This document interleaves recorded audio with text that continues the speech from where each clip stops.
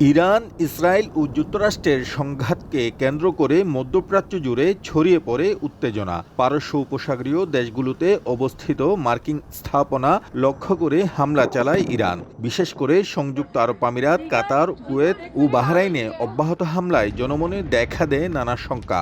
বিমান চলাচল বন্ধ হয়ে যাওয়ায় আটকা পড়েন বহুযাত্রী। তবে যুদ্ধের ষষ্ঠ দিনে আরব আমিরাতে ধীরে ধীরে ফিরতে শুরু করেছে স্বাভাবিক পরিস্থিতি পুরোপুরি স্বাভাবিক না হওয়া পর্যন্ত আটকে পড়া যাত্রীদের ভিসা ওভারস্টেয়ে জরিমানা মওকুফ করা হয়েছে। ধীরে ধীরে স্বাভাবিক অবস্থায় ফিরছে বিমান চলাচল। বিশেষ ব্যবস্থায় দেশে ফিরছেন অনেক প্রবাসী বাংলাদেশি।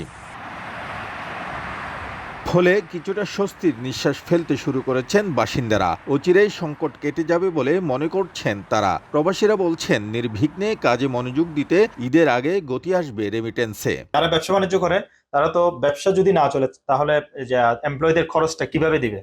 সো এই ক্ষেত্রে এমপ্লয় যারা আছে, যারা কোম্পানিকে সহযোগিতা করবে, কোম্পানি এমপ্লয়কে সহযোগিতা করবে, আমরা একজন আরেকজনকে সহযোগিতা করব। বিশ্লেষকরা মনে করছেন, চলমান সংঘাতে বৈশ্বিক অর্থনীতিতে বড় ধরনের প্রভাব পড়বে। বিশেষ করে জ্বালানি বাজার, শিপিং রুট ও বৈদেশিক শ্রমবাজারে অস্থিরতার ছাপ দেখা দিতে পারে। ইরানও চাইছে এই বোমাবাজি বন্ধ হোক, এবং সেটা বন্ধ করার জন্য তারা উপসাগরে তাদের বন্ধুত্বপূর্ণ যেসব রাষ্ট্র রয়েছে, সংযুক্ত আরব আমিরাত, কাতার, বাহরাইন, কুয়েতে কিছু কিছু মার্কিন ঘাঁটিতে হামলা করছে, এই দেশগুলোকে দিয়ে মার্কিন যুক্তরাষ্ট্রের উপর চাপ সৃষ্টি করার জন্য। চলমান সংঘাতের পাল্টাপাল্টি হামলা অব্যাহত রয়েছে। গুরুত্বপূর্ণ নৌপথ, হরমুজ প্রণালী ও আশেপাশে থাকা একাধিক জাহাজ ক্ষতিগ্রস্ত হওয়ার খবর পাওয়া গেছে। কাতারেও একাধিক হামলায় রাষ্ট্রীয় জ্বালানি স্থাপনা ক্ষতিগ্রস্ত হয়েছে। নতুন করে আরও 3টি ব্যালিস্টিক ক্ষেপণাস্ত্র ভূপাতিত করেছে আমিরাতের প্রতিরক্ষা ব্যবস্থা।